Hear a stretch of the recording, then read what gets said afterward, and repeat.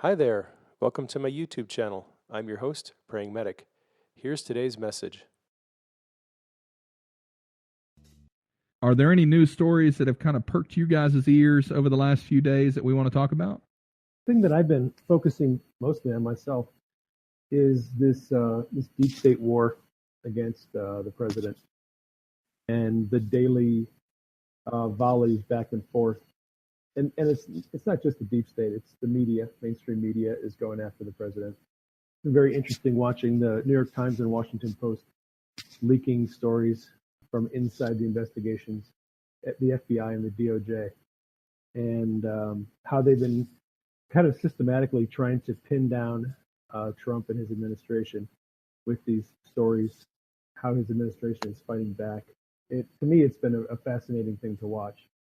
It has been fascinating, and I'll tell you, one of the reasons why I actually voted for Trump, not because I liked him, because I was kind of scared of him, but one of the reasons why I voted for him was, first off, I hated Gary Johnson and Bill Weld, and as a libertarian, they weren't very libertarian, and I just could not bring myself to vote for them. So I ended up voting for the authoritarian, I guess you could say. But it is kind of interesting to watch because he is basically bringing Washington to its knees, and that's kind of what I was hoping for. Yeah, that's what my friends who are libertarians, a lot of them ended up voting for Trump because they just didn't like Hillary, didn't trust her. And they thought, okay, Trump has been talking about decreasing the federal budget, reining in all the excessive expense and regulation. And that sounded good to a lot of libertarians. And most of the ones that I know who voted for him are pretty happy.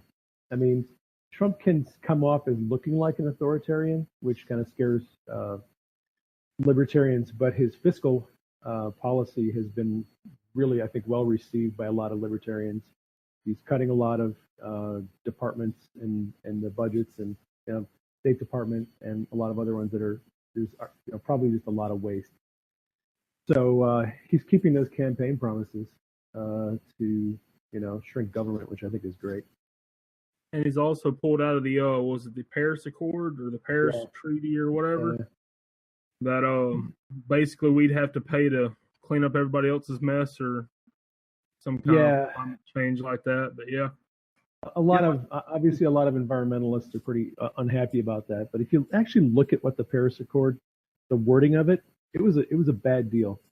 It allowed a lot of nations to continue to increase pollution, and it would cost us a lot of money if we actually ended up paying the money that we were supposed to pay. So it was kind of pointless, and I'm glad he got us out of it. Well, I'm glad that he pulled us out of the Paris Accords, honestly, because I thought the Paris Accords were a waste of time. And it's not necessarily that I'm a climate change denier, but I kind of am, because I don't think humanity is big enough to have such a big, massive impact on the environment in the way that they're trying to make it sound. So, in my opinion, I think it was a wasted, bad deal. It was very expensive, and I have a few friends of mine that were, I guess you could say, kind of teeter the line between libertarian and Barry Sanders, which I have no idea how you teeter that line. But they were pretty upset about it. I've got a friend of mine who is like a big Tesla, SpaceX nerd, and he basically was just like outraged over the fact that we pulled out of it. When in fact, all it was doing was it was forcing us to decrease our pollution while allowing places like China and India to allow their pollution to continue climbing because they're technically considered a growing society. Although China is massive by comparison to the United States, so I don't understand how they got that. Well, not only that, but their pollution is, our pollution is minuscule compared to China's. At least I can walk outside and breathe my air without, having to cover it up with a face mask or something because it's 24/7 smog. But I echo what you said about being not a climate change denier, but a man-made climate change denier. The climate around the world has changed since the beginning of time, and if you think that we have anything to do with it, you need to go outside and look at the sun, because that's essentially blaming an anthill for the magnifying glass that's burning the place up. We honestly don't have anything in a significant impact to do with the climate change. So I think we found our title for this episode, something to do with Ant Hill arguing with a magnifying glass. Right. There you go. My thoughts on climate change are a little bit more along the we need to be better stewards of everything we have our hands on, but I don't think we're the ones causing so-called climate change as much as some of the people who are advocates of it claim, that we need to have these Paris Accords, we have to have these carbon taxes and stuff. But one thing I'd love, if anyone listening to this, it applies to them, is if we stopped using it was cold where I live today as the reason for not believing in climate change. There's some cold day in the middle of January in Montana, and so we post our memes about how climate change is fake. To me, that's not the best defense, because I could say the opposite where I am down here in South America, where we have extremely hot days. But anyway, that's just my little pet peeve when I see the topic come up. Well, my climate change really is just the fact that when I was much younger, and Steve and I are about the same age. I'm not really sure how old David is, but when I was a kid, they were talking about we were going to be going through an ice age in 30 to 50 years, and we were reading it in our books that a mini ice age was coming, and they made movies that were fear-mongering about that. Then all of a sudden, in the 90s, it became about global warming, and of course, Al Gore got a hold of it, and I think he released An Inconvenient Truth in 2001, 2002, and then it just got kind of exploded from there. And it became about, oh no, the world's going to end because the ice caps are going to melt and the glaciers are going to melt and all that kind of stuff. And then all of a sudden, well, that's become not very well proven because a lot of the climate stations were actually sitting in the middle of asphalt parking lots, and that's why they were actually picking up increases in temperature. So then they changed it to climate change because they can't, tell whether or not it's going one way or the other. And they're blaming it all on humanity.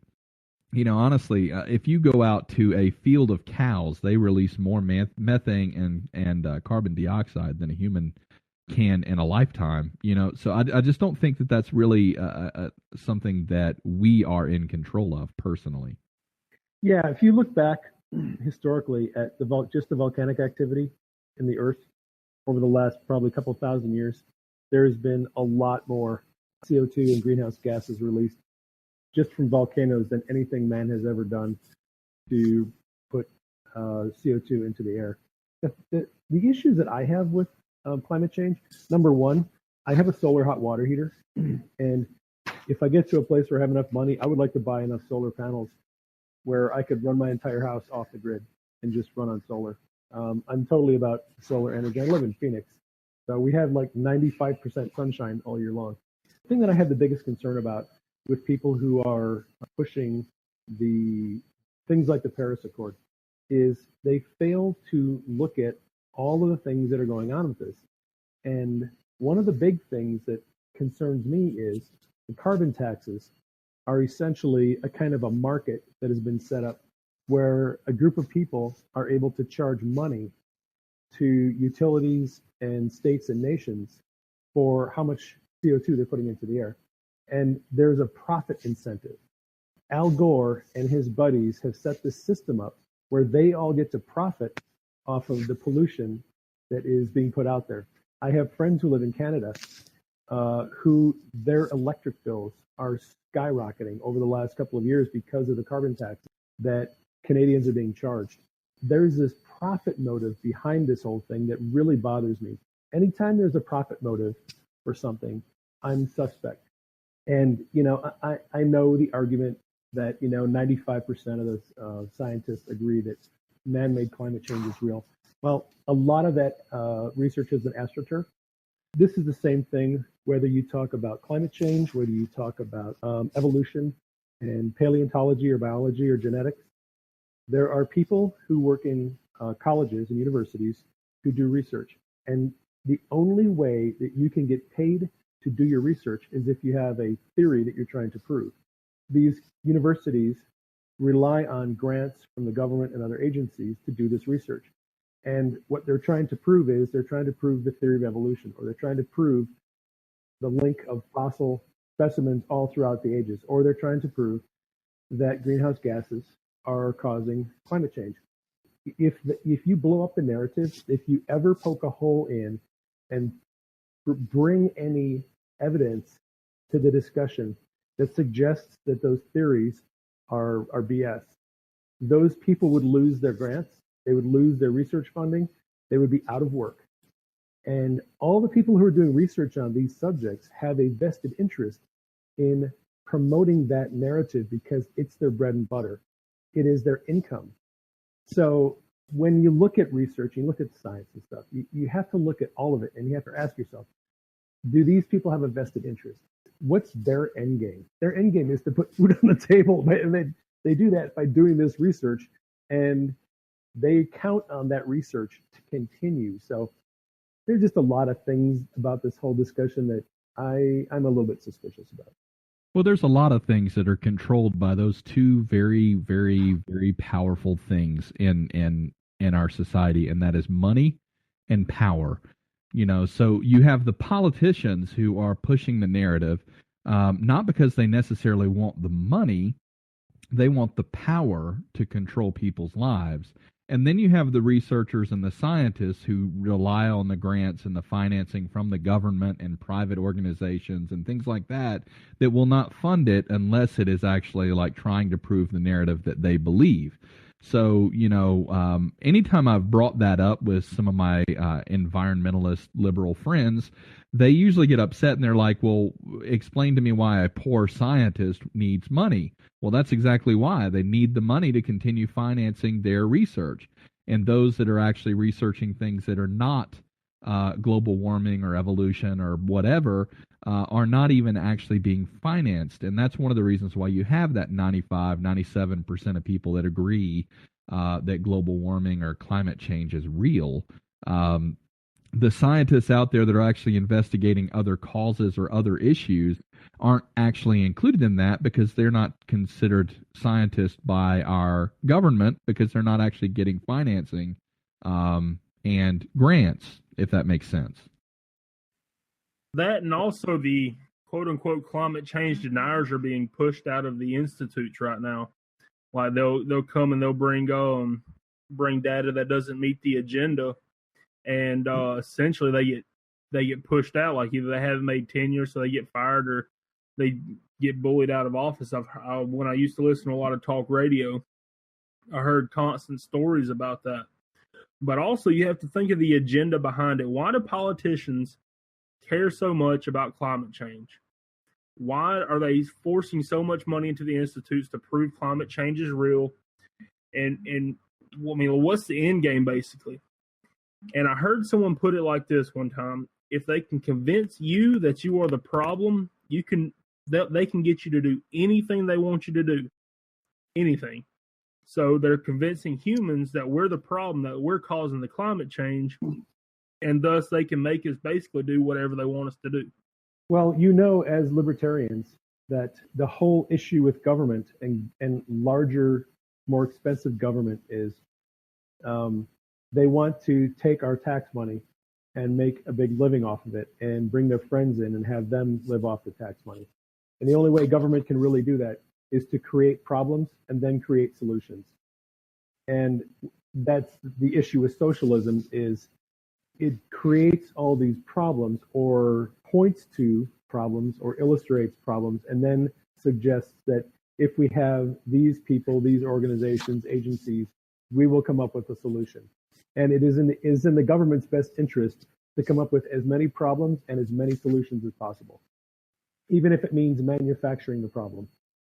Well, that's kind of the issue in history, is that people try to make up narratives so that they can fill the need with something. It's like, for example, you know, we've talked about this in the past, and, you know, I'm a red-blooded Southern boy, and so is Travis here. We've talked a little bit about the Civil War in the past and how, you know, when you actually go back to the history of the Civil War era, you actually had a war that was fought over tariffs and taxation, but about midway through the war, when the North was losing, they converted it to a war about slavery so that they would get the humanitarian, I guess you could say, push for victory. And so now the history of the war is remembered as a war of slavery. The cause was manufactured, and the history as a result is manufactured, and they filled a need by manufacturing that, if that makes sense. And now the South will ever be branded as a racist because of that propaganda that was spewed. And it's kind of hilarious because when you look at Trump, Trump is about as not racist as they come, honestly. I mean, he's not. He's not. No one ever accused Trump of being a racist until he threw his hat in the ring. And it's funny, because all of this stuff that we have on television now, like for example, one of the shows that I'm watching right now, and if you have not watched it, it is phenomenal. It is fantastic. It's on Hulu. It's called The Handmaid's Tale. It is really, really, really good. However, that story would not have been written or made if it was not for Trump being president, because it's all about a patriarchal society and all the women are slaves and all this kind of stuff. And it's a really interesting story, and it's kind of a dystopic future. And it's just a really interesting kind of story. But a lot of that stuff wouldn't have existed if Trump was not made president, if that makes sense. Oh, yeah. Well, I mean, you look at Hollywood and the parts of society that have political ideologies. And Hollywood is big time liberal ideology, right? So the movies, the TV shows, and the speeches at the Grammys, everything coming out of Hollywood is painting Trump as a misogynist, homophobic, Islamophobic, you name it, every bad word in the book. And it's in the art, it's in the theater, it's in movies, and which is why I cut the cable a long time ago. I don't really watch TV or movies and stuff, but the little bit that I have seen, it's kind of crazy how these narratives are being brought forward to paint Trump as being some kind of monster. And speaking of monster, we had a massive shooting that happened last week, or early this past week, with a Bernie Sanders supporter actually going out, and he had a kill list, and he was actually pursuing to kill multiple Republicans that were part of the Freedom Caucus.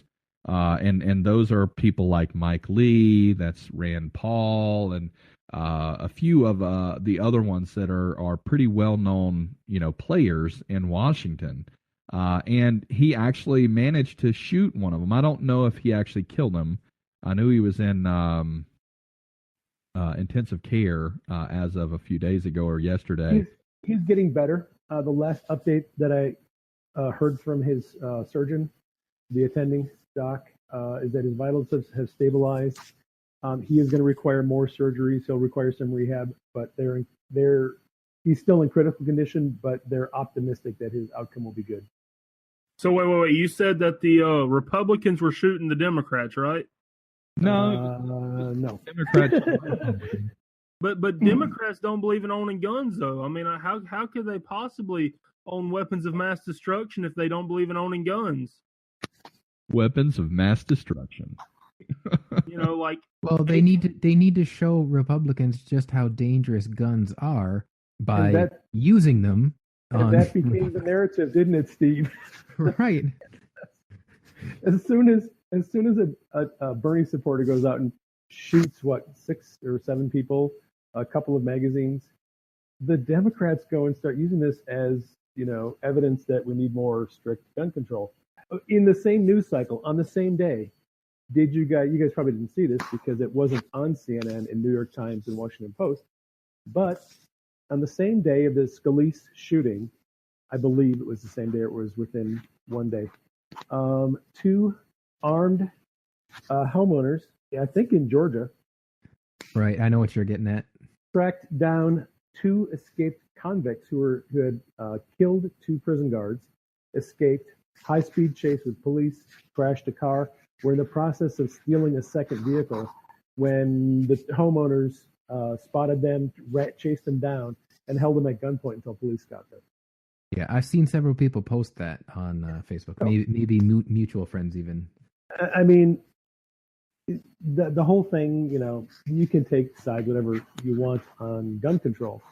But if you look at FBI crime statistics, violent crime statistics, the number of gun-related homicides and violent crimes has continually decreased over the last 10 years, which is interesting because during the Obama administration, permits for concealed carry handguns has tripled during Obama's administration. I think there were 4 million concealed carry permits in America in 2008, and I think there ended up being over 12 million when he got out of office.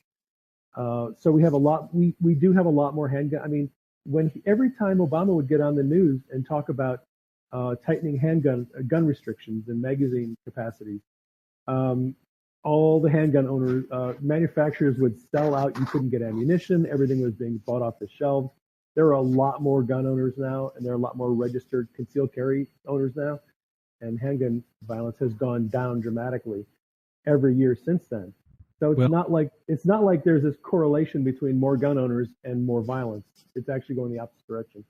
Well, Obama is the best gun salesperson after all. In fact, I bought my pistol because of him, to be honest.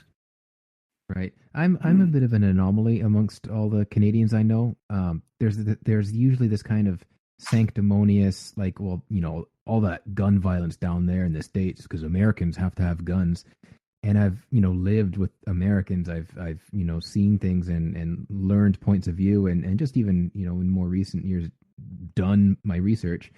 And even yesterday, I saw some video explaining things like how many Americans per capita own guns compared with, how many, the murder rate in per capita.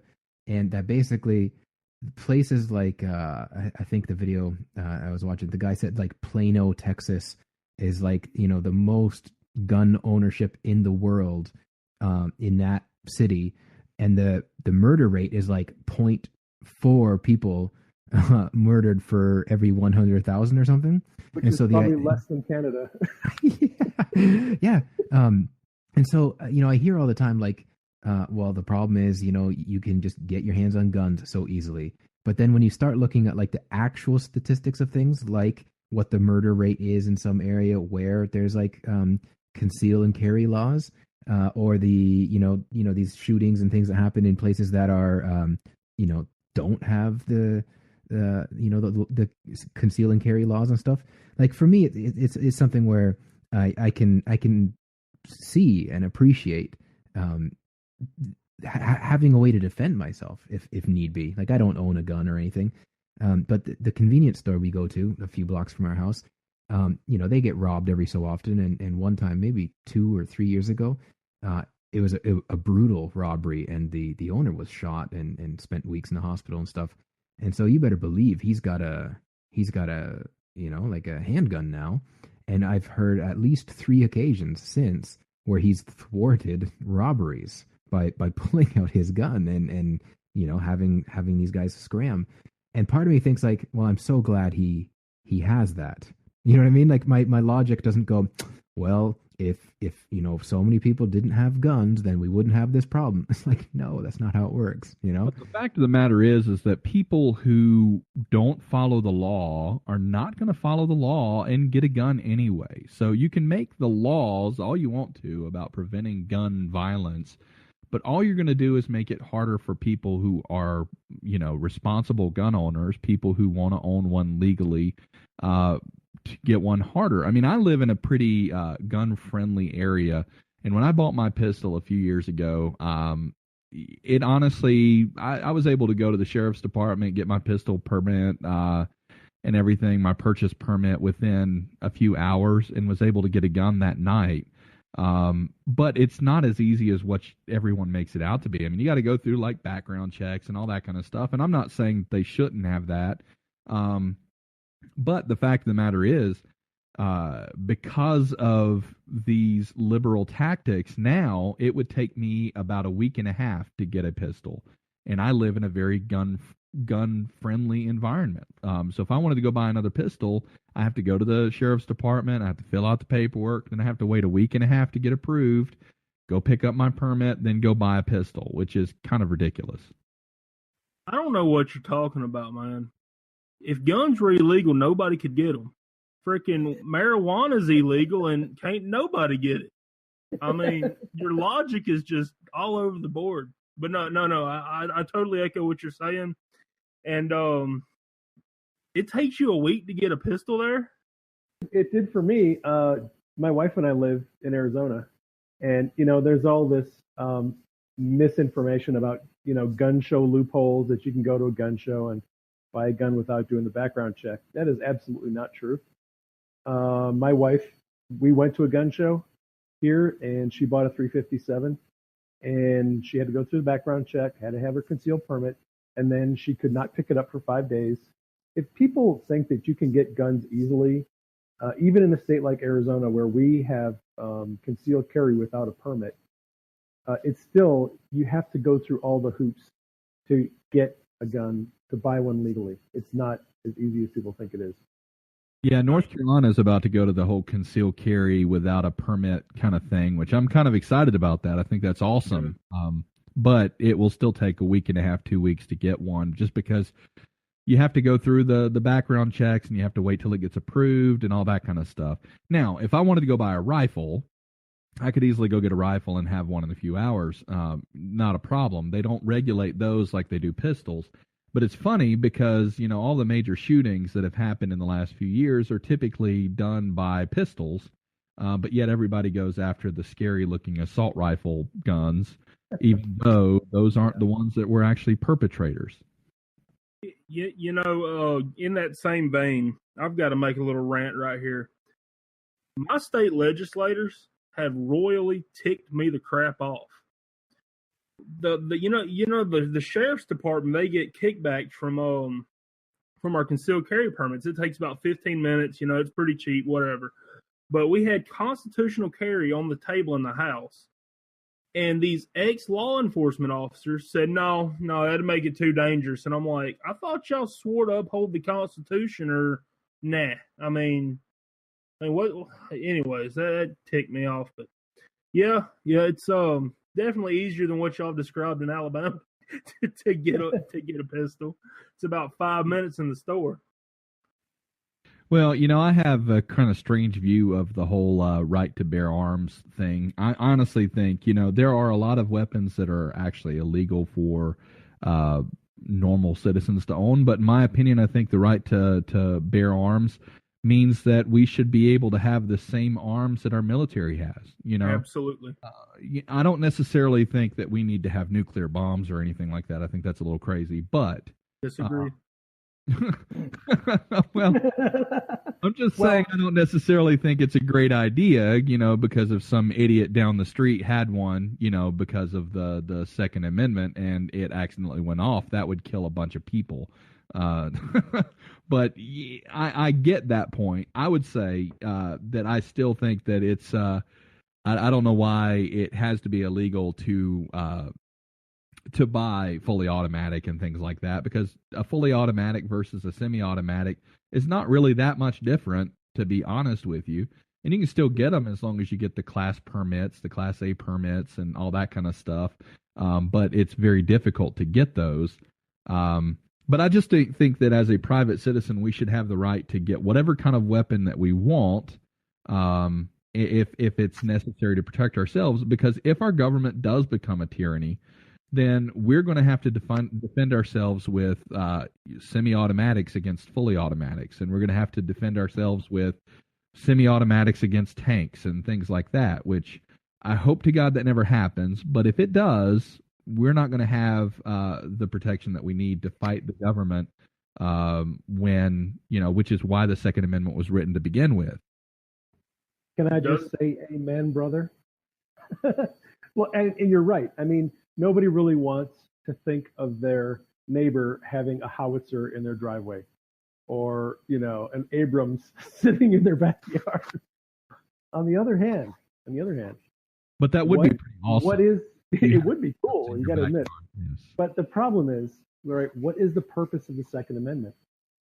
It's not to give us guns so that we can hunt and put food on our table. It is a safeguard put in place so that if our government ever becomes tyrannical, that we can overthrow our government and replace the leaders. And that's what the Second Amendment is for. It gives us the ability to replace a corrupt, tyrannical government. Well, yeah, I mean, if they have, and you could even argue that the government doesn't actually have a constitutional right to have an army and an air force like we have. The Constitution sanctions a regulated militia, really probably state militias made up of average citizens, not a professional army.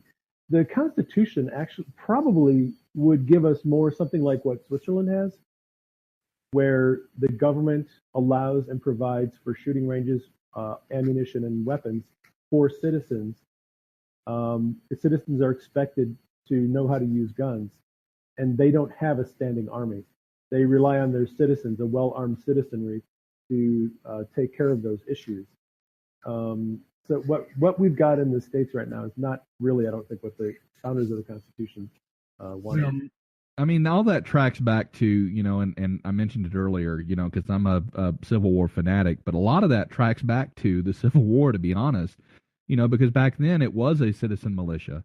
There was a standing army, but the army was very, very small. The Civil War battalions and the actual state militias were made up of private citizens that were pulled on in the time that their country and their state needed them. And quite frankly, back then the army was just a really, really, really small force. And the army was really the best of the best of the best. But it wasn't meant to send people overseas to fight other people's wars. It was meant to protect our homeland and to protect our states. And the citizens, or I guess you could say the civilians, should have a working knowledge of how to actually handle guns and handle all this kind of stuff. But all of that goes back to that history. A lot of our politics and a lot of our things that have actually taken place over the last 150, 200 years is a result of Abraham Lincoln and the Civil War. A lot of the politics that we have today is all based on that. Now, I know it makes me sound kind of crazy, but I really believe that that's the case. And if you look into history, you would see what I'm talking about. Lincoln was kind of a tyrant in a lot of respects. He went after the press, and he went after a lot of people. He was living in a very difficult time. And I think the time that we're living in right now is not all that different from the time that led up to the Civil War. I'm seeing, that's what I'm concerned about. I'm very concerned that this movement to try to unseat, impeach, or kill a duly elected president is going to lead to civil unrest and possibly a civil war. If Trump gets assassinated, it is going to be we're going to be living in a very, very ugly time. And that's my biggest concern right now. But wasn't there more legitimate threats against Obama and nothing actually ever came of it? No, really? No, and the reason I say that is it's who is doing the talking. Okay? The left. Right, exactly. And here's the thing. People have said, people were burning Obama in effigy and they were hanging Obama in effigy, and there were all these other things going on during Obama's time in office. That's all true. That all happened. I have friends who send me images, collections of images that portrayed violence against President Obama. That's all true. That happened. The difference is the people who were doing that were people who were hiding in the corners of conservatism and libertarian online communities. They were not mainstream. They were not well-known people. And when that stuff was brought to light, leaders, libertarian and conservative leaders, condemned it and said it's inappropriate. That is not us. That's not who we are. So there was some anti-Obama sentiment during his term. No argument about that. But it wasn't mainstream. it was fringe. And the problem with the anti-Trump rhetoric now is it's mainstream. It is being propagated by CNN, New York Times, Washington Post. It's being propagated by the news anchors. It's being propagated by Hollywood. You can't listen to anybody from Hollywood talk about Trump without them hinting and suggesting he needs to be assassinated, that he was not legitimately elected, that he needs to be overthrown, that he needs to be gotten away with. And this is mainstream on the liberal. It's not in the corners. It's not in the fringes. This is in our face every day on social media. Well, I totally agree with you. I mean, the whole Caesar play where it depicted Trump being stabbed, brutally stabbed, and people were cheering it and getting all excited about it. And then you've got it's kind of weird. Griffin. For the last 8 years, we've dealt with the left kind of lecturing the right about being more respectful of the presidency and being more respectful of the man in office and the actual office itself and all of this jazz. And now we've got somebody that they did not like get elected, and all they do now is they talk about different ways that he could potentially die, what would happen if he died. If you turn on CNN or MSNBC for any stretch of time, they literally devote about 80 to 90% of the time that they're televised talking about different things about Trump and how bad he is and all this kind of stuff.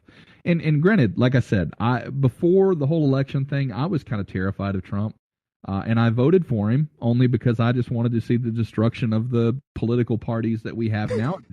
And I know that sounds crazy, but it's true. I mean, I honestly just wanted to see the Republican and the Democrat Party die so that we'd actually have multiple political parties rise in their place and actually go back to the constitutional republic that we're supposed to be, because that's not what we are. And that's ultimately what my objective was. But being an outsider watching, looking at all of this stuff, I think it's terrifying to think that this mainstream kind of cult of personality attacking a sitting president, it is a dangerous thing, and it can rile and I guess you could say militarize people who are not quite all there to go and attempt to make attempts on his life or attempts of his cabinet's life, or in the case of the baseball shooter shooting up Republicans at a baseball practice. I think honestly that's a kind of a dangerous precedent we're setting. My concern is that the mainstream media is trying to normalize violence against conservatives. And that's a harsh statement, but if you look back at what has been going on in the mainstream media, and you look at the Kathy Griffin gross pictures of Trump's head hanging there and bloody, this sort of thing, it is a slow creeping. They're trying to push us acceptance and normalization of the idea that it is okay to vilify someone like Trump because, hey, he's a Nazi. Hey, he is a villain. It's okay if we do this stuff because he's a horrible, despicable person. There aren't any good Trump voters, as one headline said not too long ago. The mainstream media is publishing these articles and headlines trying to get through into their base that it is okay to hate and vilify these people because they're monsters, because they are Nazis, because they are anti-Semites or whatever it is that, homophobic, Islamophobic. But in order to legitimize violence against conservatives, first you have to dehumanize them.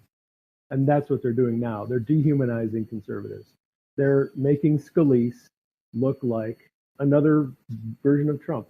He's Hitler, he's a Nazi, he's a white supremacist. And so it's a two-pronged attack. First, the media is trying to dehumanize conservatives, and then it is normalizing violence against them. And that's what I've been seeing in my dreams. God's been giving me dreams over the last 2 or 3 months showing increasing violence against conservatives. And what I'm really concerned about is this normalization of violence. Demonization, it concerns me. I think we're only seeing the beginning of it. And I am praying that it will stop and reverse and people will come to their senses and realize they are being manipulated by the news. Well, and you know what pisses me off most about that is the right won't say anything to defend themselves for fear of being called a racist or a bigot or a homophobe.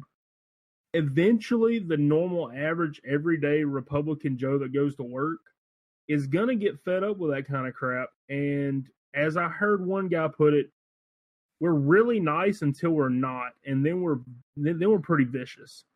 That's why I've been looking at a little bit of the alt-right stuff. I am not alt-right, but they're easier to condemn than the leftists are. Like if you looked at the Southern Baptist Convention, they just condemned the alt-right as a racist hate group. They didn't condemn any of the the Antifas or any of them kind of people, but they made a point to point out to 0.02% of the population that they're bad. And I'm wondering when average Americans are just going to get tired of the bull crap that we're being, basically have shoved down our throats. I'm not alt-right, but I have friends who are. when I got on Twitter, and not actual, personal friends, just people that I know on social media, I'm doing some live streaming on Periscope, like what we're doing now. We call it 3D or 4D chess, where we'll do a Periscope show that's 2 or 3 or 4 different hosts, and we're all talking together. And one of the guys is definitely alt-right. He is into 4chan and Reddit, and he is into the memes that conservatives have been coming up with to help drive their narrative to the alt-right viewpoint out into the open. But like I said, I'm not alt-right. I just hang out with some people who happen to be, but I have a lot of friends who are liberals, a lot of friends that are libertarians, and I have people from all over. But you're right. I would agree that the problem with conservatives is, and this is what you see in the Senate, and it is an attitude that's kind of fostered by the Republicans in the Senate. They're kind of setting the tone. They're trying to be gentlemanly. They're trying to be, following good Christian values, turn the other cheek, don't retaliate. And a lot of these, like the Antifa and a lot of these community organizers are bringing a lot of violence against conservatives. You've been seeing it right after the election. There were all these riots and protests, and conservatives will sit back and just take it. Now the alt-right has not sat back and taken it. So you have guys like Baked Alaska and Based Stickman and all these other alt-right guys going out there with their helmets and their sticks, and they're going up against Antifa, and they're having these fights, which to me is just childish. That doesn't solve anything. That just throws kerosene on the fire. But at some point, conservatives need to push back against this and say, look, this has gone too far. People have been shot. When are you going to stop? How many people are going to die before this anti-conservative movement goes back in the other direction? It has to stop. And conservatives are not doing anything. For the most part, they're sucking it up and they're taking it. They're not pushing back. And that frustrates me. And I don't know what the answer is, but except last night, I kind of came up with an answer. What God has been showing me through a lot of the dreams I've had in the last 6 months is that, as Steve Bannon and President Trump correctly said, the media is the enemy of the American people. And the reason why they say that is the mainstream media is an outlet that is controlled for political purposes and has an agenda. And it is brainwashing the American people into thinking that violence is okay, that violence is a solution, that, hey, we're facing Nazis, so violence is an acceptable response. That's being pushed by the media. The media is brainwashing people. So what God has been showing me is he is raising up an alternative media. People like you and I who are doing podcasts, who are doing Periscope, who are doing Facebook Live video. God is raising up an army of people who are providing an alternate narrative to what MSNBC and CNN and the New York Times is putting out. I have, since I started doing Periscope a couple of months ago, started out very small and hardly anybody knew I was doing it. Just in the last week, I've done a couple of Periscope videos where I'm helping people understand what is going on with the Comey investigation and Jeff Sessions and his hearing. and what's going on inside the deep state and the Department of Justice and the FBI investigations. I have gotten so many people sending me messages and commenting saying, thank you for providing information that counters what the mainstream media is talking about, because we're confused. We don't know who to believe. We don't know what to believe. There's nobody out there telling us the truth. So what God is doing in this season right now is he is raising up alternative sources of information, people who are doing live streaming video, who have a different take on what this is all about. And I'm glad to be connected to you guys, because this is exactly the thing that God is going to use to take down the mainstream media narrative. People are going to eventually turn off CNN, and even Fox is becoming kind of ridiculous at the way that they're presenting a lot of information. What the Lord has shown me is that there is this war going on between the mainstream media and the Trump administration. I think the president is going to win this war. I think the mainstream media is going to look like absolute fools when this is all over with.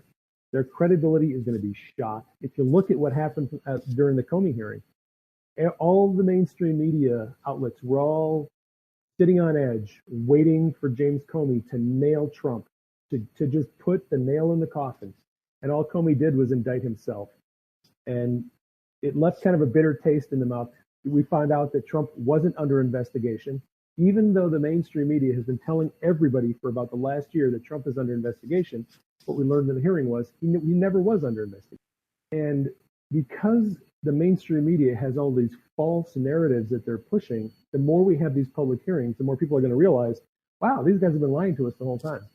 If people are willing to go out there and do podcasts and live streaming video and tell the truth about what's happening, Mr. and Mrs. John Q. Public will tune in and listen to you. Right. Well, even just to chime in a more esoteric kind of way and not the specifics of what you said, my mom was just visiting us, and we watched like Netflix every night, and there was some Michael Keaton movie about the priests scandal. I forget what that movie was called. The Boston Globe or whatever, that broke the story about the all these priests in that area that were abusing children and whatnot.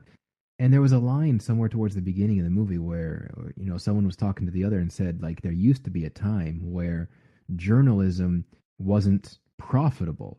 It was this honorable thing, decades earlier or whatever, that people they felt it was their moral obligation, their it was an honorable thing to let the public know the truth, And I remember that line or that dialogue, whatever the exact thing was, jumping out at me, because you really couldn't say that now.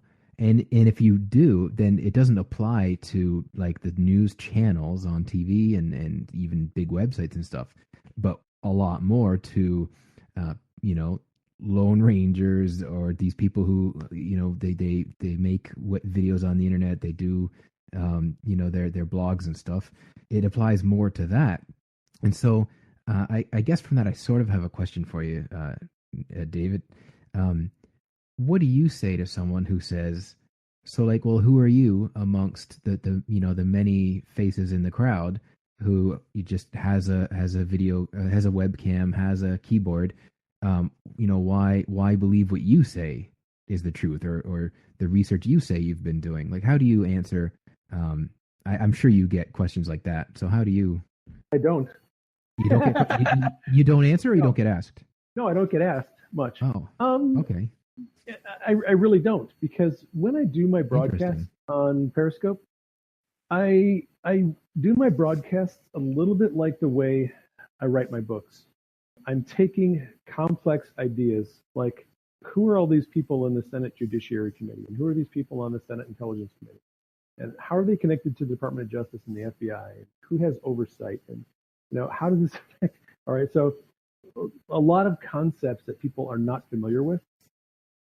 What I do is I explain to them who these people are, what their relationship is to the departments that they're doing oversight, what rules need to be followed, what we can expect. I give them a little bit of, if I have had a dream about it, I explain what God has shown me in dreams. And because I'm explaining things to them in layman's terms, And that's not something they get from CNN and New York Times and MSNBC.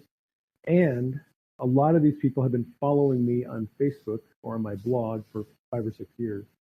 I've already built some credibility and some trust with them. For some of them, the trust is already there because they've read my books or they've read my articles. For some of them, they're new and they're listening to what I'm saying and they're like, yeah, that makes sense. I totally get that. That's what I'm seeing too, but you explained it really well. I've done my homework. I don't always refer to my own stuff. I have a friend named Adam Gingrich, John Wick of Politics.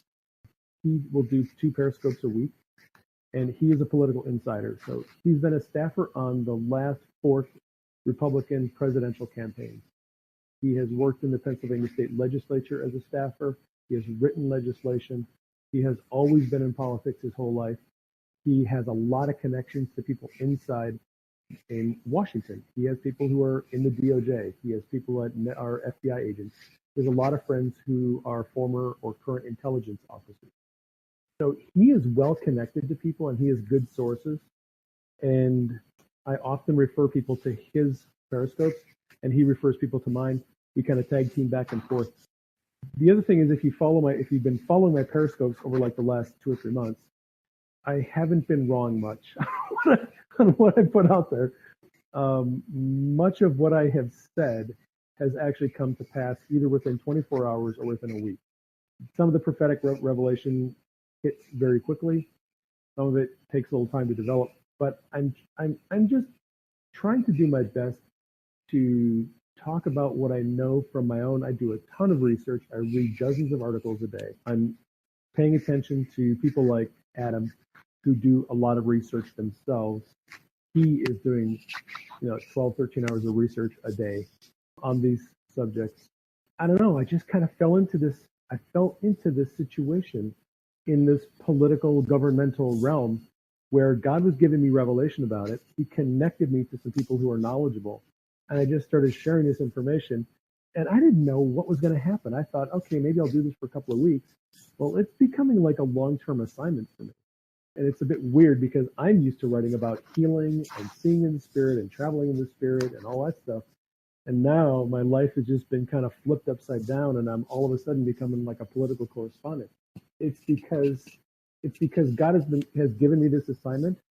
And the other thing is people are listening and they're tuning in and following me because I think God has given them a hunger for what I'm saying.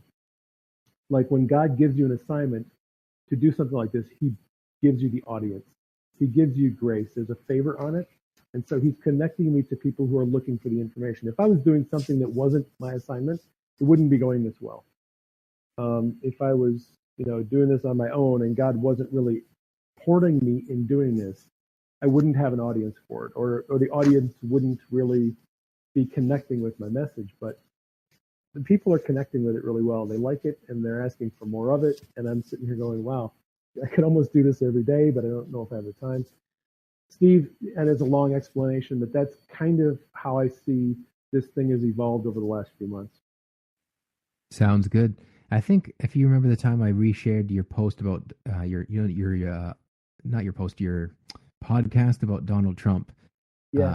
A particular one that I right. reshared. I remember that one. The one where I kind of broke down his personality type. Exactly. And what lured me into listening to it, I don't remember if it was like September or October, but it was still enough time to go that it's a bit risky to conclusively say, yeah, this guy's going to be the next president. Just watch and see. I consider myself not a history buff, but I pay attention to and read a lot of things or whatever, listen to a lot of things about the Second World War.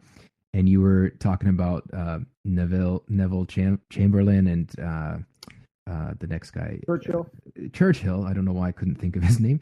And and how like nobody liked Churchill. I mean, his history has been a lot nicer to him than how his contemporaries viewed him at the time and stuff. And you were talking about things that like I knew about. So like you had my attention and I could like listen and hear you out. And so I think you do a very good job taking these ideas and making them simple Like in general, you're very good at that with the things you write about, no matter the topic. And so that was kind of like eye opening for me to just think of it this way, and so I put that on Facebook and told people to check it out. And so I was just curious if like you have people who are like, well, who is this praying medic guy that is like, I didn't know if you just had a lot of people who, like you said, you've already built that credibility and trust, if those are the people who are getting the most out of what you say, or if you're getting like new audience, or if you have people out there who are like the opposite point of view as you are, and well, who is this guy that I should listen to what he says? Just some guy sitting at his computer in Phoenix or whatever. So I'm surprised you don't hear that. I thought you might now. I'll tell you what, it's been crazy. Even though I have a large following on Facebook and on my blog, I have gotten almost zero negative feedback on the political things I've posted. I'm getting a lot of positive feedback. I'm getting a lot of people who are very grateful for me explaining all this stuff. Quite a few people are tagging their friends into the things that I post. Hey, they tag somebody. This is the guy I was telling you about. Listen to his message. I was kind of scared when I started doing this, thinking I'm going to get a lot of negative feedback. My book sales are going to drop off like a rock. People are going to start. There would be a lot of negative reaction, but it's been exactly the opposite. It's been very positive. Last week, especially, people said, "Wow, I didn't know you were into politics at all. I read, 3 or 4 of your books. I'm so glad you're into politics. This is great." There has been a lot of positive feedback, and what I see is this is we're just in a season in God's economy where governmental issues and political issues are a big deal. I mean, look at what happened in Venezuela. Wouldn't it be nice if somebody could speak to the Venezuelan people and give them some hope about what's happening down there?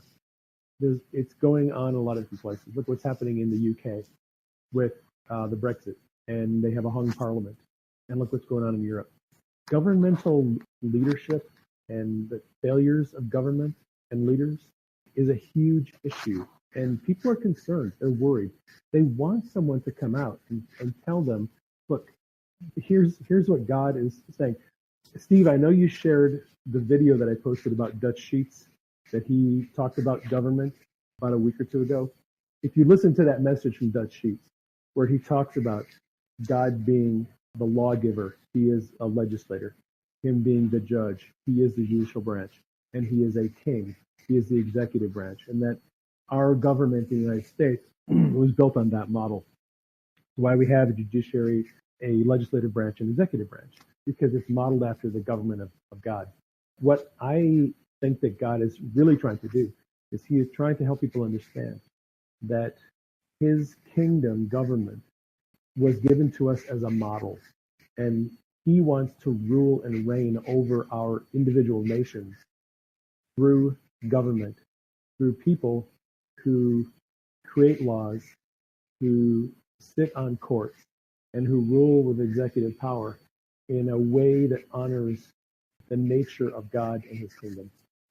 But just so you know, sometimes on Twitter, the things I'm sharing from you, I might not have checked out yet, because I have some app that I'm using through my website that auto tweets, and I can post from websites I want and retweet certain, like, specific accounts. And so like yours is one of them. I don't repost every single thing, but yours is like on my queue for sources it pulls from. So sometimes if you haven't listened to that video by Dutch Sheets, you should definitely listen to it. I think it would really inspire and encourage you. He does a great job of talking about the government of God and how our nation's founders went through all this wrangling and difficulty in writing the Constitution and the Declaration of Independence, and how they formed our nation based on their perception of God's kingdom. It's a fascinating video. Right. Well, I'm just saying that to say, you're among the few people who, like, I just auto post your content without having seen it, knowing it'll be some good stuff. I appreciate that. That just means you trust me. Yeah, I do. It makes you feel pretty good there, David. He doesn't repost my stuff, so. But you don't post a lot of stuff. He does repost mine because I have awesome memes. Yeah, I repost Travis's memes. That's all you post there, Travis, is memes. Well, it's because if I post anything serious, I get, all attacked and crap, and I'm like, I'm done with this bull junk. Well, one thing you said just a minute ago, David, was you were talking about how you believe that God wants to use the government to govern kind of from God's kingdom perspective. And I do believe that there is no one in authority unless they are put there by God. I don't necessarily think that that God's kingdom is based on the American government, or the American government is totally based on that. I think, honestly, I would have a problem with government being based on Christian ideals, because man is imperfect and man misinterprets things, and it can get out of hand when they interpret things. So I do believe that God wants us to be subject to our governmental authorities and follow the laws according to our conscience, so to speak. Obviously, we're supposed to do that. That's what the Bible tells us to. But I do have a problem with, I guess you could say, the government being a Christian or an entity controlled by the church, especially with so much in the way of like Freemasonry involved and all of that kind of stuff that's involved in the upper echelon of our government. And I get kind of nervous with that kind of stuff. Yeah, and that's understandable. And I don't believe that the government of the United States is supposed to be a Christian institution, that we should be enforcing a biblical worldview on the people of our nation. That's not at all what I would be suggesting. I tend to view my faith more from a kingdom viewpoint and not a church viewpoint. So I don't believe that the true manifestation of God's nature and character and will in the earth is necessarily through the institution we call the church. I believe it's supposed to be instituted through the kingdom, which is a completely different concept.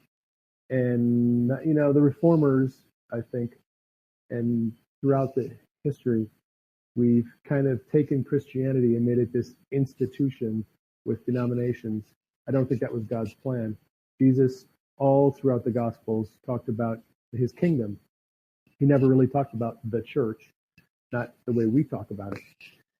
And I guess what I would say is that our government, if it is wise, governs justly, governs fairly, governs with equity toward all, without malice, without corruption, without ill intent toward anyone. That it's really just expresses the nature of God, which is justice and equity and fairness, benevolence.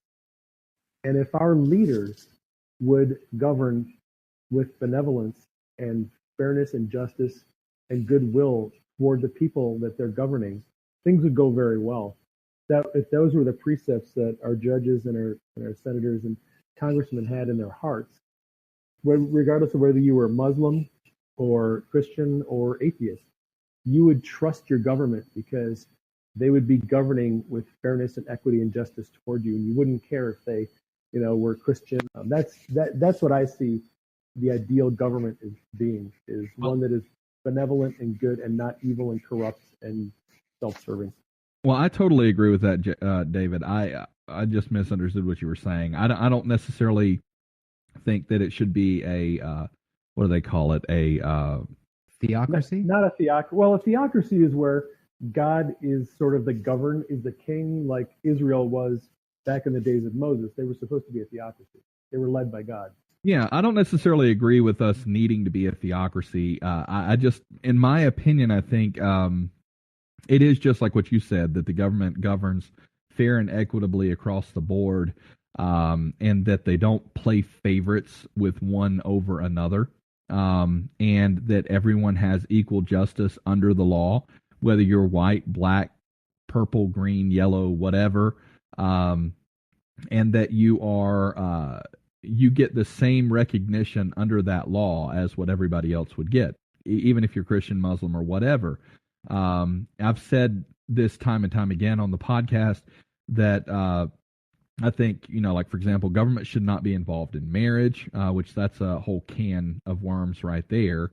I don't believe they should be involved in marriage. I don't believe that they should be involved in a lot of things that they stick their hands in. And as a result of them sticking their hands in it, it's caused them to play favorites, which, going back to a topic we talked about earlier, climate change, they've picked favorites because that's their favorite narrative. And that's the problem that I have, I guess you could say, with the government.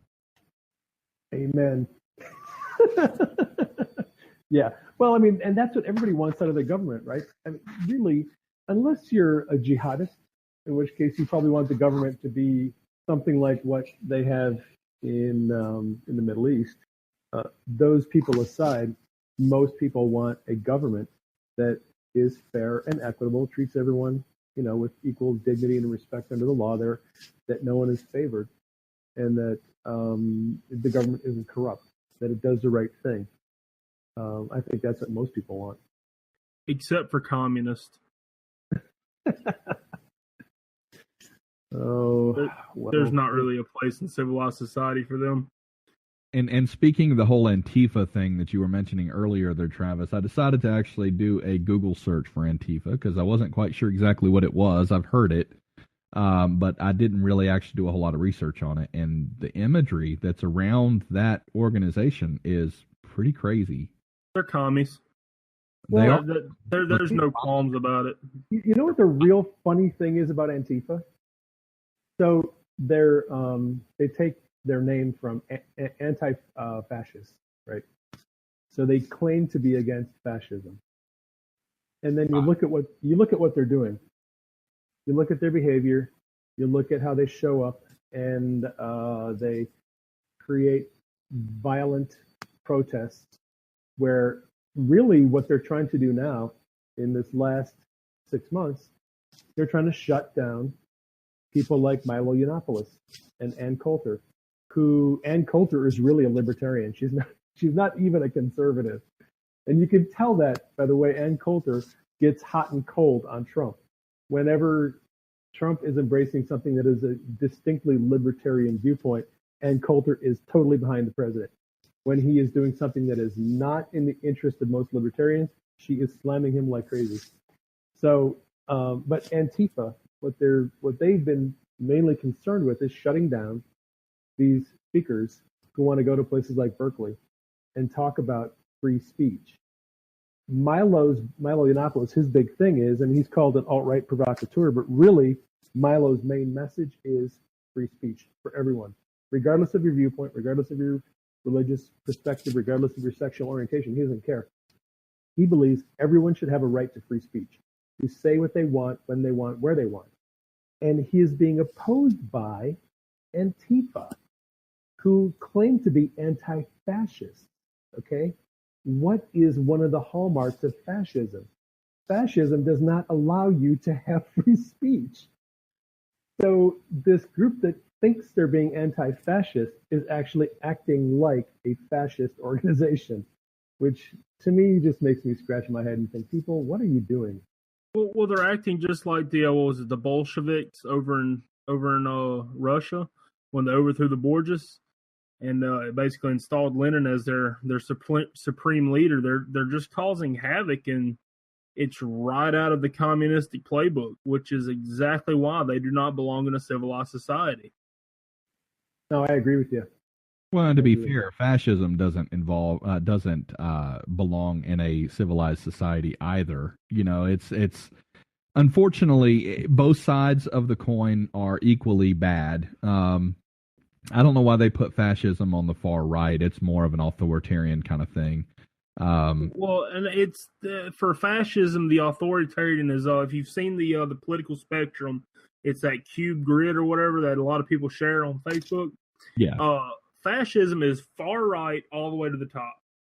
So you're highly authoritarian, but you're very right. You're very conservative in what you actually believe.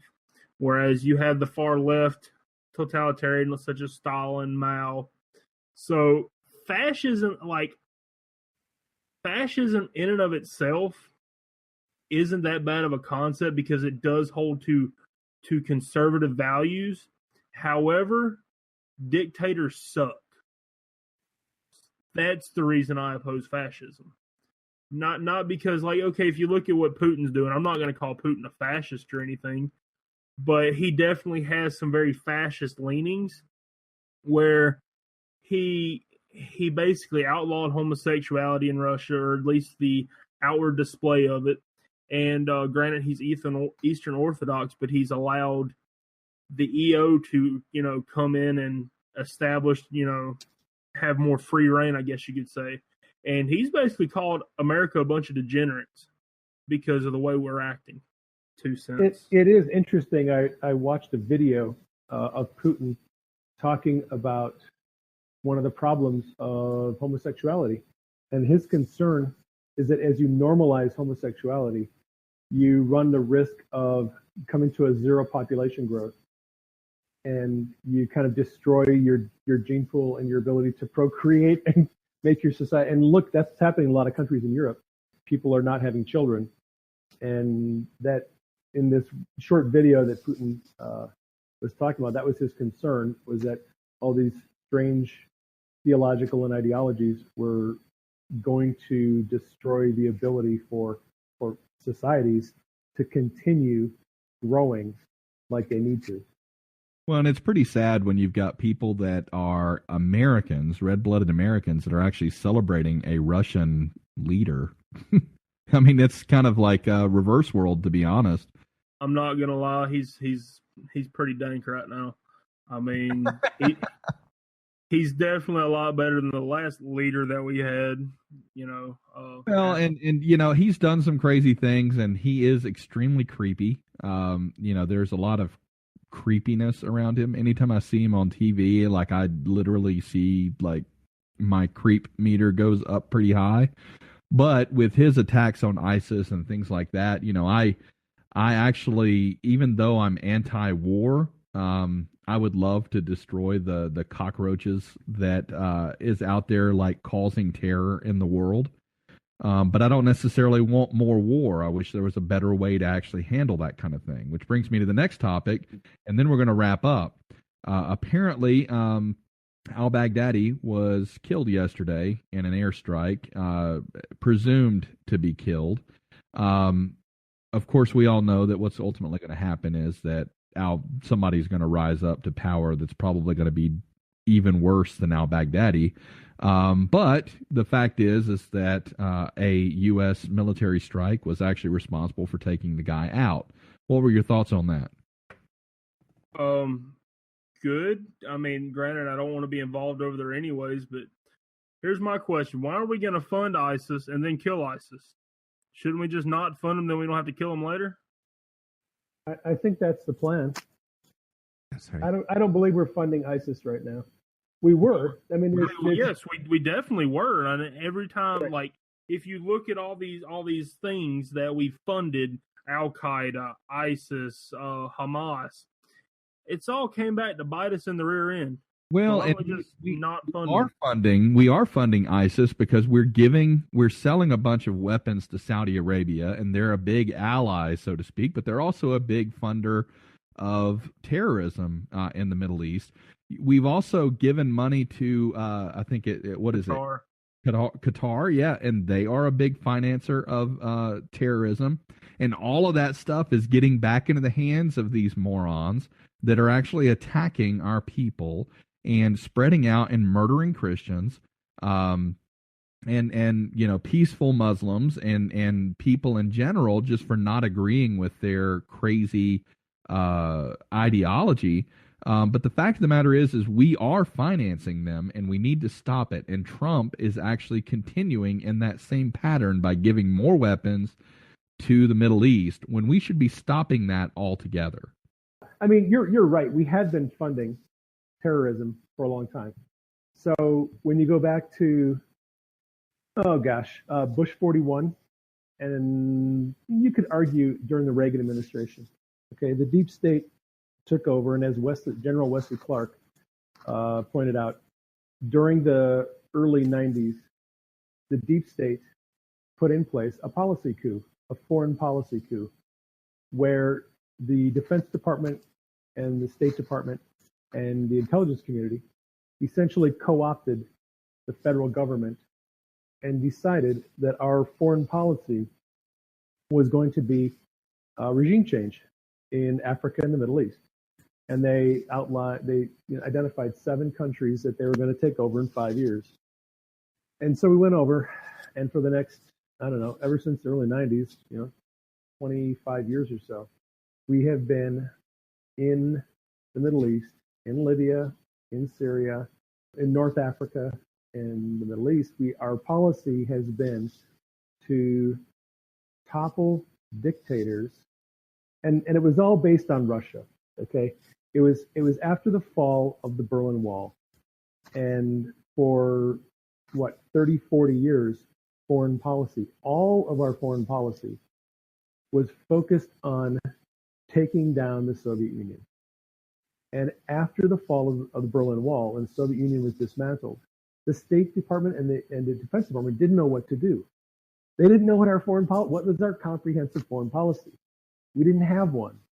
So what they decided in the Defense and State Departments, they decided we are going to make sure that those nations in the Middle East and North Africa that have any possibility of having any allegiance to the former Soviet Union, mostly Russia, they were going to make sure that didn't happen. And they were going to topple every king and leader and dictator that had any allegiance to Russia and put in puppets who would build an allegiance to the United States, to our interests. So that is the foreign policy that has been going on in the Middle East and Africa for the last 25 years. Okay. Well, and as a result of that, we've put in office Gaddafi, who was a dictator. Right. Put him in office. We put, Bashir in office in Syria. We put Saddam Hussein in Iraq. We elevated basically, even though we didn't have direct influence on it, it was our fault as to why Iran became radicalized. We created all the problems in the Middle East. We created it, and we're continuing to create more and more problems. I disagree with the fact that we're creating more problems. I don't think we are. And here's where I take exception to the narrative that Trump is just following the deep state policy, the toppling dictator thing. That is not at all what Trump is trying to accomplish. If you have to listen to what he's been talking about. When he was campaigning, he campaigned on, we're going to bomb the hell out of ISIS, we're going to take out ISIS, we're going to get rid of ISIS, and we're going to end terrorism. Okay? So and you have to remember, Trump is not a politician. He wasn't just saying this to get elected. Trump has done everything so far that he has promised to do. He's been following through on every one of his campaign promises. One of his big ones was bomb the hell out of ISIS, get rid of ISIS, cooperate with any nation that is interested in helping us get rid of ISIS. Okay? Which means that Trump is trying to make a coalition of nations that has the sole focus of getting rid of ISIS. And Hezbollah and Hamas and any other Islamic terrorist group that is out to kill people. And when he went over to Saudi Arabia and did his talks, and he talked to these nations, 50 different Arab nations, he told them to their face, look, this violence has to end. This terrorism has to end. It is not acceptable. It cannot continue. And we will work with you, and we will help you build your nations. But you are going to have to work with us, and we are going to have to stop funding terrorism, and we're going to have to put an end to it. And what happened a week after Trump went to Saudi Arabia? Saudi Arabia immediately labeled Muslim Brotherhood, al-Nusra, and ISIS as terrorist organizations. They told all of their Saudi nationals, if you're fighting with any of these organizations, you have 15 days to come back into the country, and we're closing our borders. Next thing that Saudi Arabia did was they cut off diplomatic relations with Qatar, because Qatar is heavily involved in funding terrorism. Now, I'm not going to say that Saudi Arabia hasn't funded terrorism. They have. They definitely have. They have been spending a lot of money funding terrorist organizations, but within the last month, that has changed. And Saudis have taken a complete 180 position from how they used to look at terrorism. Because look, this is what Trump told them. He said, what is going to happen if you continue supporting ISIS and all these other terrorist organizations? After they kill the people in the other countries, they're going to come here and they're going to kill you, and they're taking over your country. If you continue to support them, you are going to end up being killed by the people you're supporting. This is insanity. You have got to stop doing this. We will help you. We'll help you, but you have to cut off your funding. So what I believe Trump has done is he red-pilled the Saudis and made them realize they have got to change their allegiance. And look, he said, look, we'll sign a contract with you, $350 billion worth of military hardware. We'll help you build your own military so that you can take care of your own business. What Trump is trying to do in the Middle East, he's trying to build a coalition, Saudi, United Arab Emirates, Egypt, other Arab nations, who can take care of their own problems with violence, with their own military, and not drag us into all of their wars. So the struggle that's going on right now with Qatar and the United Arab Emirates and Saudi is over funding terrorism. There is a huge schism right now mainly because Qatar, they have political interests and ties to Iran that are very deep. The natural gas field that Qatar is the largest exporter of natural gas in the world. The entire war in Syria and all the bombing that's been going on simply was there in place to push a natural gas pipeline through Syria to Turkey and into southern Europe. That was all that's all about. The Qataris and the Saudis gave billions of dollars to Hillary Clinton and Obama to get this war going in Syria so they could get rid of Assad. They could put somebody in his place who would allow a pipeline to go through Syria. Okay, that didn't happen, and it's not going to happen.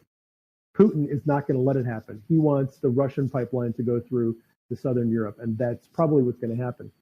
But the issue with Qatar is still the largest exporter of natural gas in the world. And they have this huge gas field, and half of it is owned by Iran. And Iran and Qatar have a lot of diplomatic relations and political relations. And Qatar, if they break relations with Iran and side with Saudi Arabia, they're at risk of suffering some negative consequences from Iran. So Qatar is in a very difficult spot. They have reasons to be friendly with Iran, and they have other reasons to be friendly with Saudi Arabia. And so there's this tug of war going on right now over what's going to happen with Qatar. But I think what's going to happen is Trump is going to put enough pressure on those Middle Eastern nations to stop funding terrorist organizations, to help get rid of them. And eventually, what I would like to see happen is you have something like NATO, but in the Middle East. They all contribute to a mutual defense fund that will help stabilize the Middle East. And here's the interesting thing with Israel. Israel is now siding with Saudi Arabia because Saudi is taking a strong anti-Iranian view. So if Israel cooperates with Saudi and Qatar and United Arab Emirates and Egypt against Iran, that could create a very strong military political influence that would weaken Iran and cripple them. And Trump just a couple days ago is now putting more sanctions on Iran. You're going to see Iran weaken, and you're going to see Saudi Arabia become stronger. But in order for, if Saudi is going to become stronger, they're going to have to play along with Trump, and Trump is going to force them to stop funding terrorism. So anyway, that's what I see going on. Yes, they have been funding terrorism for a long time. I think you're going to see that end. So here's my question: if we're over there fighting terrorists, the reason that we have terrorists that hate the United States is because we kill people. I mean, obviously, if we're trying to kill terrorists, but essentially what I'm talking about here is blowback. Ron Paul, he brought this up in a lot of the Congress hearings. Aren't we afraid of blowbacks creating more terrorists by bombing more people? I mean, wouldn't if we as the United States left the crap alone and let the people over there sort it out, wouldn't that be a better solution? Well, and this is where you have some significant ideological differences between Rand Paul and Ron Paul, the classic libertarian viewpoint of non-expansion, non-military involvement. We just need to take care of our own stuff and let other nations fight their own wars, and we need to remain detached from that. That's one perspective, and that's one that's held by a lot of libertarians. And when they see the president signing weapons deals with Middle Eastern nations, they get freaked out about that because they just think, oh, well, here we are. We're going to be keeping ourselves involved in Middle Eastern wars that we have no business being in. Explain to me why we signed a deal with Qatar if Qatar is also a financier of terrorism. That one I do not understand. That came out of left field. Like, we just signed a $15 billion agreement with Qatar to buy F-15s, and the thing is, I don't know. I don't know if Trump has gotten a commitment from Qatar to stop funding ISIS and al-Nusra. I don't know what that's all about. I haven't really looked into that. That one I can't explain yet. I have to do some more research on it. You had a question that you wanted to ask about ISIS. What was that, buddy? Well, no, just going back to how you started this particular part of the conversation about that ISIS leader who, Russia is claiming they killed. Does it even matter? Like what I mean by that is, okay, they killed one leader. Won't like somebody else just kind of take his place? Or, isn't this stuff kind of more ideological than it is like an actual organization, in the sense that, like, okay, you could take out its head and there's still other cells in the world. There's other, people ready to commit attacks and things like this. So in a sense, it's kind of like, over the last 10 years or so, I've heard many times such and such a leader of Al Qaeda, such and such leader of whatever has been killed. But it's almost like a false sense of security. Like, okay, now everything will be better. So my question is, like, does it matter if they killed this head ISIS guy? It could matter. There's two ways to look at the death of a military or political leader. One is it's just another soldier, right? So ISIS has how many thousands of people fighting the war? You kill one, okay, great. Well, yeah, there's more lieutenants and generals who are going to step up and move up the rank, and you're just killing one leader. That's one way to look at it. The other way to look at it is leaders are leaders because they have abilities and talents that are not common to all the soldiers in the war. So al-Baghdadi was, I believe, recognized as a great strategist. And if you take out someone who is a key strategist for an organization, you kind of cripple the ability for that organization to come up with good strategic plans to move their operation forward. It would be like taking out the CEO of a company. What happened when Steve Jobs was no longer head of Apple? Apple has suffered since Steve Jobs was, is no longer the CEO and the owner. You can look at it that way. You can look at it as taking out the head. It does disrupt the strategy and the planning, and it could be demoralizing to the troops. They could be loyal to him. Yeah, someone else will take his place, but it could be seen that way. And at the end of the day, ISIS is on borrowed time. Mattis is bombing, and there is heavy losses every day with ISIS. They are becoming extinct. They've got a coalition. They've got them surrounded. It's only going to be a matter of a few more weeks or maybe months before ISIS is pretty much effectively eliminated. David, what do you think about the cryptocurrency craze? I think it's interesting. I don't have any revelation from God on cryptocurrency.